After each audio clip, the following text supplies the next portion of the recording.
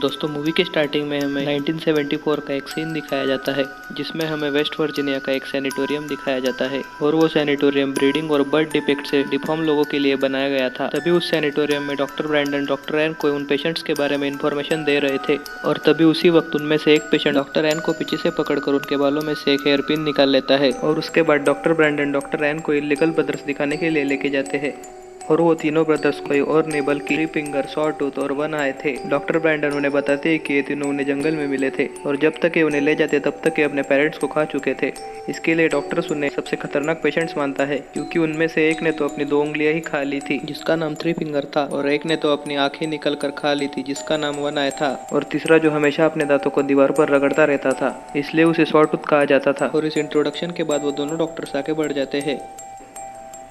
और जिस पेशेंट ने डॉक्टर एन की हेयर पिन निकाली थी वो उसे यूज करके अपना लॉक खोलने की कोशिश करता है लेकिन वो उसे खोल नहीं पाता। तभी सामने वाले सेल से थ्री फिंगर वो पिन मांगकर अपना लॉक खोल लेता है और वो तीनों बाहर आकर सिक्योरिटी गार्ड को मार देते हैं। उसके बाद वो कंट्रोल रूम में जाकर सब सेल्स को खोल देते हैं और उसके बाद वो डॉक्टर एन को इलेक्ट्रिक शॉक्स देकर मार डालते हैं और उसके बाद वो डॉक्टर ब्रैंडन को भी बड़ी बेरहमी से मार देते हैं। और उसके बाद हमें 29 ईयर्स के बाद के सीन में 9 स्टूडेंट्स को दिखाया जाता है और वो स्नो डाइविंग कर रहे होते हैं लेकिन वो रास्ता भूलकर तूफान में फंस जाते हैं। तभी उन्हें कुछ दूर एक बिल्डिंग नजर आती है जो वही सैनिटोरियम था और वो सब तूफान से बचकर उस बिल्डिंग में चले जाते हैं। तभी अंदर जाके उन्हें पता चल जाता है कि ये कोई पुराना हॉस्पिटल है। उसके बाद थोड़ी देर आराम करके वो उस हॉस्पिटल में घूमने लगते हैं और तभी उन्हें इंचार्ज रूम में एक फाइल मिलती है और वो पढ़कर उन्हें पता चलता है कि यहाँ डिफॉर्म लोगों को रखा जाता था। तभी उसी वक्त वो तीनों भाई किसी की लाश लेकर वह हॉस्पिटल में पहुंच जाते हैं और तभी उन स्टूडेंट्स में से 3 स्टूडेंट्स बेड्स को चेक करने जाते हैं। तभी वन आए उनका पीछा कर रहा होता है और तभी विंसेंट को जनरेटर मिल जाता है और वो पूरे हॉस्पिटल्स के लाइट ऑन कर देता है और उसके बाद वो एंजॉय करने लग जाते हैं लेकिन उनको पता नहीं था कि कोई उन पर नज़र रख रहा था। और एंजॉयमेंट के बाद वो रात में आराम से सो जाते हैं। तभी विंसेंट टहलने के लिए बाहर निकल जाता है और थोड़ी दूर जाकर वो अपने एक दोस्त को मरा हुआ पाता है और उसके बाद वो कुछ समझ पाता इससे पहले ही सॉ टूथ उसे पीछे से रोड घुमाकर मार देता है। और उसके बाद सुबह हो जाती है पर तूफान अभी भी नहीं रुका था इसलिए वो सब वही रुक जाते हैं और उन्हें विंसेंट भी नहीं दिख रहा था और उनका सामान भी कोई उठा कर ले गया था इसलिए वो विंसेंट को ढूंढने के लिए बेसमेंट में जाते हैं और वहाँ उन्हें बहुत सारे औजार दिखते हैं और फिर आगे जाकर उन्हें वो सारे सेल्स दिखते हैं जहाँ पर पेशेंट्स को रखा जाता था। और तभी वो चारों अलग अलग डायरेक्शंस में चले जाते हैं और जब जेना किचन में जाती है तब वो देखती है कि सॉ टूथ उसके दोस्त के टुकड़े कर रहा था और वो डर कर वहाँ से भागकर सबको अलर्ट करने पहुंच जाती है। तभी वो अलर्ट होने से पहले ही वो तीनों भाई बालकनी से वायर की मदद से क्लेयर को मार देते हैं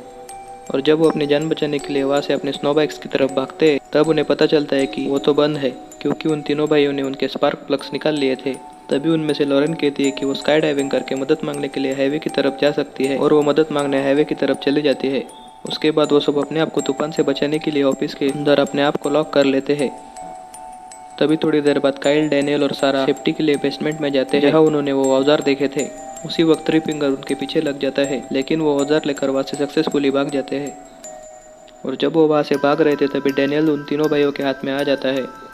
और वो उसे जिंदा काट कर खा जाते हैं। और जब वो सारे दोस्त औजार लेकर ऑफिस में पहुंचते तब उन्हें पता चलता है कि डैनियल उनके साथ नहीं था और फिर थोड़ी देर बहस करने के बाद वो फाइनली उसे ढूंढने के लिए बाहर आ ही जाते हैं। फिर वो देख लेते हैं कि उन तीनों भाइयों ने डैनियल को मार दिया है और तभी वो प्लान करके उन तीनों भाइयों को एक ट्रैप में फंसाते हैं और उन्हें एक सेल में बंद कर देते हैं